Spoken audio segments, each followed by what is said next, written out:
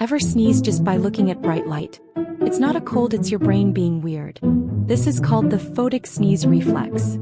When bright light enters your eyes, an electric signal goes to your brain. But sometimes, it accidentally triggers the nerve that causes sneezing. Like, two circuits next to each other and the signal jumps.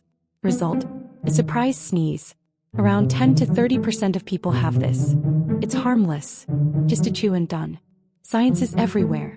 Follow for more 1 minute of fun learning every day.